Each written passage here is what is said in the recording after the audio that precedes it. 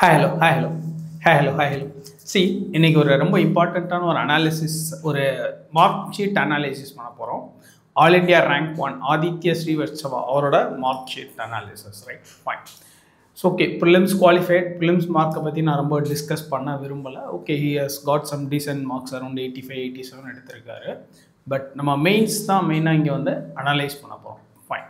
C, இப்போ ஜென்ரலாக ஒரு என்ன சொல்ல, ஒரு மாப் மென்டாலிட்டி என்னென்னா, இந்த வருஷம் ஆல் இண்டியா ரேங்க் ஒன் என்ன ஆப்ஷன் எடுத்திருக்காரோ அந்த ஆப்ஷனில் நிறைய பேர் உடனே எடுத்துருவாங்க, கண்ணை மூடிட்டு எடுத்துருவாங்க, ரைட்? இப்போது வந்து ஆதித்ய ஸ்ரீவத்சவா வந்து எலக்ட்ரிக்கல் இன்ஜினியரிங் ஆப்ஷனில் எடுத்திருக்காரு. அண்ட் மார்க்குமே ஓரளவுக்கு டீசெண்டாக 300+ தான் எடுத்திருக்காரு ஆதித்ய ஸ்ரீவத்சவா. இப்போ இதை ஃபேக்டராக வச்சு உடனே எல்லாரும் எலக்ட்ரிக்கல் இன்ஜினியரிங் எடுப்பாங்களா அப்படிங்கிறது தான் இப்போது ஒரு பெரிய கொஸ்டின் மார்க், இல்லைங்களா? சி, ஆதித்ய ஸ்ரீவத்சவா எலக்ட்ரிக்கல் இன்ஜினியரிங் எடுத்திருக்காரு, ப்ளஸ் நல்ல ஸ்கோர் எடுத்திருக்காருன்னா அவரோட பேக்ரவுண்ட் பார்க்கணும். IIT Kanpur dual degree BTech MTech பண்ணியிருக்காரு. ஸோ அந்த ஸ்ட்ராங் ஃபவுண்டேஷன் இருக்குது. அதனால் அது அந்த ஆப்ஷன் வந்து அவருக்கு கிளிக் ஆகிடுச்சு. பட் ஆனால் எலக்ட்ரிக்கல் இன்ஜினியரிங் படித்த எல்லாருக்குமே அது கிளிக் ஆகுமா? எகெயின் என்னென்னா, நீங்கள் படிக்கிற காலேஜ், உங்களோட அகாடமிக் இதெல்லாமே ஏன்னா இது டெக்னிக்கல் சப்ஜெக்ட்ஸில் எப்போவுமே அதெல்லாமே ரொம்ப ஒரு பெரிய ரோல் ப்ளே பண்ணோம், சரிங்களா? அதை வச்சு பார்த்துட்டு இப்போ எத்தனை பேர் எலக்ட்ரிக்கல் இன்ஜினியரிங் எடுக்க போகிறாங்க அப்படின்னு தெரியல. பட் அப்படி போனீங்கன்னா அது வந்து ஒரு பிளைண்டான முட்டாள்தனமான ஒரு decision, right? Aditya Srivastava electrical engineering எடுத்து ஆல் இண்டியா ரேங்க் ஒன் எடுத்திருக்காரு, ஃபைன்.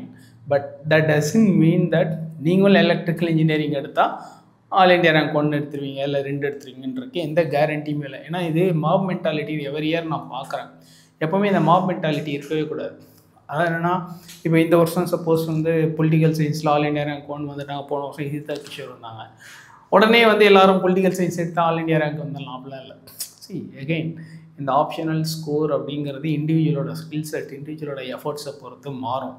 ஸோ இந்த மாப் மென்டாலிட்டி ஃபஸ்ட்டு வந்து நம்ம வச்சிருக்கக்கூடாது. இந்த மாப் மென்டாலிட்டிலேருந்து நம்ம ஃபஸ்ட்டு ஓவர் கம் ஆகிடணும், வெளியில் வந்துடணும் அப்படிங்கிறது ரொம்ப most important point. And mainly optional subjects நான் சொல்கிறேன். சி, ஆப்ஷனல் சப்ஜெக்ட் வந்து நீங்கள் ஒருத்தரோட ஸ்கோரை வச்சோ ஒருத்தரோட ரேங்கை வச்சோ உங்களோட ஆப்ஷனல் சப்ஜெக்டை ஃபிக்ஸ் பண்ணுறதுங்கிறது not a very suggestible preposition, right? Fine. நீங்கள் ஆப்ஷனல் சப்ஜெக்ட் எடுக்கிற கூட நிறைய விஷயம் யோசிக்கணும், நிறைய என்ன சொல்ல டெலிபரேட் பண்ணிக்கணும். நீங்களே உங்களோட செல்ஃப் டெலிபரேஷன் ஒன்று பண்ணிக்கிட்டு அதுக்கப்புறமா தான் ஒரு ஆப்ஷனல் சப்ஜெக்ட் ஃபிக்ஸ் பண்ணணும். நாட் ஜஸ்ட் பை உங்கள் சீனியர் இல்லை இந்த மாதிரி டாப்பர்ஸ் இவங்களை வச்சு நம்ம ஆப்ஷனல் சப்ஜெக்ட் எடுக்கக்கூடாது, ரைட்? ஃபைன். அடுத்தது, இந்த ஸ்கோர் கார்டில் ரொம்ப இம்பார்ட்டண்ட்டான ஒரு அப்சர்வேஷன் நான் எப்போவுமே அடிக்கடி கிளாஸ்லேயும் சரி எப்போவுமே சொல்லுவேன், நம்மளோட என்ன சொல்ல ஒரு ஃபார்முலாவே என்ன சொல்லலாம், O² + E² = single digit rank அப்படின்னு தான் நான் சொல்லுவேன். நான் ஈவன் நம்மளோட அந்த மெயின்ஸ் சால்டு பேப்பர் புக்லாம் அதை தான் ப்ரிஃபேஸ்லேயே போட்டிருப்போம். இப்போ இவரோட கேஸில் பார்த்தீங்கன்னா ஆப்ஷனல் O² பேப்பர் 1 பேப்பர் 2 நல்ல ஸ்கோர் 300 தாண்டிட்டார். அடுத்தது எத்திக்ஸ் அண்ட் எஸ்ஏ, இவர் வந்து பார்த்தீங்கன்னா எத்திக்ஸில் 143. ஓ மை காட், ரொம்ப சிம்பிளி சூப்பர் ஸ்கோர். எத்திக்ஸில் வந்து 143 அப்படிங்கிறது ரொம்ப நல்ல ஸ்கோர், ரைட்? அண்ட் அது ஒரு one of the main factor இவர் வந்து ரேங்க் மேலே ஜம்ப் ஆனதுக்கு. ஏன்னா சப்போஸ் அவர் எத்திக்ஸில் ஒரு 100 எடுத்திருந்தா கூட அவர் ஆல் இண்டியா ரேங்க் ஒன் வந்திருக்கிறது டவுட்டு தான். ஏன்னா ஆல் இண்டியா ரேங்க் ஒன்னுக்கும் ஆல் இண்டியா ரேங்க் டூக்கும் ஒரு 30+ மார்க்ஸில் தான் டிஃபரன்ஸ் இருந்தது. ஸோ அந்த எத்திக்ஸ் 143ங்கிறது வந்து அவருக்கு ஒரு பெரிய ரோல் ப்ளே பண்ணி புஷ் பண்ணி விட்டது. எஸ்ஏல 117, நாட் வெரி பேட் ஸ்கோர், நல்ல score. But again not high score கிடையாது. ஏன்னா நம்ம ஸ்டூடெண்ட்ஸ் 140 எடுத்திருக்காங்க. 117ங்கிறது நல்ல ஸ்கோர். பட் ஆனால் அவருக்கு வந்து மெயின் கீ எங்கே அப்படின்னா ஆப்ஷனல் ஸ்கோரும் எத்திக்ஸ் ஸ்கோரும் செம்மையாக ஏற்றிருச்சு. ஏன்னா ஆப்ஷனல்லாம் வந்து 300+ எல்லாம் வந்து ரொம்ப ஒரு மாதிரி ஒரு ஃபியூ ரேர் பீப்புள் தான் எடுப்பாங்கன்ற மாதிரி தான். பட் அவர் வந்து எலக்ட்ரிக்கல் இன்ஜினியரிங்கில் 300 தாண்டி இருக்காருன்றது good thing. And most importantly ethics வந்து 143ங்கிறது அவரை எங்கேயோ போய் ப்ளேஸ் பண்ணி விட்டுருச்சு, சரிங்களா? இது நான் எப்போவுமே ரிப்பீட்டடாக சொல்லுவேன், எத்திக்ஸ் எஸ்ஏ ஆப்ஷனல் இதுதான் உங்களோட ரேங்கை டிட்டர்மைன் பண்ணுறது. தயவு செஞ்சு புரிஞ்சுக்குங்க. சி, GS 1, 2, 3 இதெல்லாம் எப்படின்னு கேட்டிங்கன்னா ஓரளவுக்கு எல்லாருமே ஒரு ஜோனுக்குள்ளே தான் நிற்பாங்க. ஒரு 100 100+110 ஜென்ரலாக. ஈவன் இவரோட மார்க் வந்து பார்த்தீங்கன்னா GS 2ல் வந்து 132, ஜென்ரல் ஸ்டடீஸ் 2ல் வந்து அவர் வந்து 132, again an extraordinary score. C அவருக்கு எத்திக்ஸ் புஷ் பண்ணியிருக்கு, ஆப்ஷனல் புஷ் பண்ணியிருக்கு, GS 2 ஆல்சோ புஷ் பண்ணியிருக்கு. பட் ஜென்ரலாக எத்திக்ஸ் அண்ட் ஆப்ஷனல் தான் மெயின்.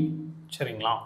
இது நான் ரிப்பீட்டடாக சொல்லிட்டு இருப்பேன் இல்லைங்களா கிளாஸில், O² + E² = single digit rank அப்படின்னு சொல்லிட்டு இருப்பேன். So these 3 main areas, that is optional, ethics and essay, இது தான் வந்து உங்களை புஷ் பண்ணி விடும். ஏன்னா இந்த எத்திக்ஸ் அண்ட் எஸ்ஏ அப்படிங்கிறது ஹைலி ஓப்பன் எண்டட் பிளாட்ஃபார்ம். இப்போ GS 1, 2, 3க்கெலாம் பார்த்தீங்கன்னா ஒரு ஃபிக்ஸ்டு சிலபஸ். இப்போ ஆர்ட்டு, கல்ச்சரு, மாடர்ன் இந்தியா, இல்லை Indian polity, international relation, economy, science and டெக்னாலஜிங்கிறலாம் ஒரு ஃபிக்ஸ்டு சிலபஸ் உள்ள ஒரு ஏரியா. எத்திக்ஸ் வந்து தோ சிலபஸ் இருக்குது அப்படின்னாலும் கூட அது வந்து ரொம்ப ஃபிக்ஸ்டுன்னு சொல்ல முடியாது. அது ஒரு மாதிரி ரொம்ப ஓப்பன் எண்டடான ஒரு ஜோன். அண்ட் அந்த மாதிரி இடத்துல தான் நீங்கள் வந்து உங்களுக்கான எட்ஜு க்ரியேட் பண்ண முடியும். நான் திருப்பி திருப்பி அதை எம்ஃபசைஸ் பண்ணிக்கிட்டே இருப்பேன். அந்த மாதிரி இடத்துல தான் நீங்கள் வந்து உங்களுக்கான எட்ஜ் க்ரியேட் பண்ணணும். அண்ட் ஆல்சோ எஸ்ஏவும் கொஞ்சம் ஓப்பன் எண்ட் உள்ள ஏரியா. அந்த இடத்துல எகெயின் நீங்கள் வந்து உங்களுக்கான எட்ஜ் வந்து ஈஸியாக க்ரியேட் பண்ண முடியும். ஸோ இந்த ஆப்ஷனல் எத்திக்ஸ் அப்படிங்கிறது ஒன்ஸ் அகெயின் வந்து Aditya Srivastava all India rank 1 வந்து ப்ரூவ் பண்ணியிருக்காரு. இது எவரி இயர் ப்ரூவ் ஆகிட்டுருக்கு. அண்ட் நான் ஸ்டார்டிங்கில் சொன்ன மாதிரி ஒரு மாப் மென்டாலிட்டி என்னென்னா, இவர் ஆல் இண்டியா ரேங்க் 1 எடுத்து, இவர் வந்து எலக்ட்ரிக்கல் இன்ஜினியரிங் எடுத்து ஆல் இண்டியா ரேங்க் 1 எடுத்தாருன்றதுனால நம்ம எலக்ட்ரிக்கல் இன்ஜினியரிங் எடுக்கணும்னு அவசியம் இல்லை. அஃப்கோர்ஸ் எல்லா ஆப்ஷனலும், சப்போஸ் இவர் ஆப்ஷனல் சோஷியாலஜி எடுத்திருந்தால் நம்ம சோஷியாலஜி எடுக்கணுன்றதுக்கு தெர் இஸ் நோ கேரண்டி. அதெல்லாம் எதுவுமே கிடையாது. ஸோ அந்த மாப் மென்டாலிட்டியை விட்டு ஃபஸ்ட்டு வெளியில் வந்துடுங்க. ரேங்க்கு, ஸ்கோரு அப்படிங்கிறது சப்ஜெக்டை பொறுத்தோ இன்ஸ்டிடியூட்டை பொறுத்தோ கிடையாது. த இண்டிவிஜுவலை பொறுத்து தான். இண்டிவிஜுவல் போடுற எஃபர்ட்ஸ், இண்டிவிஜுவலோட inclination, and of course to an extent அந்த லக் ஃபேக்டர். இந்த எக்ஸாமில் வந்து எக்ஸாம் ஹாலில் எவ்வளோ வெல் பேலன்ஸ்டாக அதை ஹேண்டில் பண்ணுறோம், ப்ளஸ் நமக்கு தெரிஞ்ச கொஸ்டின்ஸ் எவ்வளோ வருது. எஸ், அஃப்கோர்ஸ் அந்த ஒரு ஃபேக்டரும் இருக்குது. பட் அது ரொம்ப மினிமல் ரோல் தான். பட் மேஜர் ரோல் என்னென்னா அந்த இண்டிவிஜுவல் ஸ்கில் செட், இண்டிவிஜுவலோட எபிலிட்டி தான் வந்து இங்கே main thing. And last but not the list, ஒரு மோஸ்ட் இம்பார்ட்டண்ட் அப்சர்வேஷன், இவரோட டோட்டல் பர்சன்டேஜ் ஆஃப் மார்க்ஸ் பார்த்திங்கன்னா வெறும் 54.27% தான். அதாவது அவுட் ஆஃப் 2025க்கு அவர் எடுத்த டோட்டல் ஸ்கோர் எவ்வளோ அப்படின்னு கேட்டிங்கனாக்கா 1099 அப்படிங்கிறது என்னென்னா ஒரு 54.27%. ஸோ ஆல் இண்டியா ரேங்க் 1 எடுத்தவங்களே உங்களோட பர்சன்டேஜ், அவரோட பர்சன்டேஜ் என்ன வந்திருக்குன்னா below 55 or around 55%. say 55%, let us round it. So all India rank 1 எடுத்தவருக்கே எவ்வளோ வந்திருக்கு? 55%. அப்படின்னா இந்த டிமாண்ட் ஆஃப் த எக்ஸாம் உங்களுக்கு புரியும். அதாவது நம்ம ஸ்கூலில் காலேஜில் மாதிரி ரேங்க் 1 எடுக்கிறவங்க வந்து 100 out of 100, 95 out of 100, 98 out of 100 எடுத்திருப்பாங்க அப்படிங்கிறது இங்கே கிடையாது. ஏன்னா இங்கே ஆல் இண்டியா ரேங்க் 1 எடுக்கிறவங்களே எவ்வளோனா அரௌண்ட் ஒரு 55% தான் எடுக்கிறாங்க. அப்படிங்கிறப்போ இந்த எக்ஸாமோட டிமாண்ட் என்ன அப்படின்னு நீங்கள் புரிஞ்சுக்கணும். ஏன்னா இது நிறைய பேருக்கு இன்னமும் அந்த கிளாரிட்டி பத்தலை. எப்படின்னா எப்போவுமே பயந்துக்கிட்டே இருப்பாங்க, வரலை, படிக்கலை, மறந்துருச்சு, இவ்வளோ இருக்குது அவ்வளோ இருக்குது, நான் சிலபஸ் கம்ப்ளீட் பண்ணல, எனக்கு இது அப்படின்னு குழப்பிட்டே இருப்பாங்க. நான் எப்போவும் சொல்லுவேன், 55% எடுத்தால் நீ ஆல் இண்டியா ரேங்க் 1 வரலாம். அதுக்கு கரெக்டாக பேலன்ஸ் பண்ணிக்கோ. ஸோ ஓகே, ஒரு சில இடத்துல கொஞ்சம் அப்படி இப்படி இருந்தாலும் மேனேஜ் பண்ணிக்கலாம். கொஞ்சம் கான்ஃபிடன்ஸ் ஜோனை மட்டும் இம்ப்ரூவைஸ் பண்ணிக்கோங்கன்னு தான் நான் எப்போவுமே சொல்லுவேன்.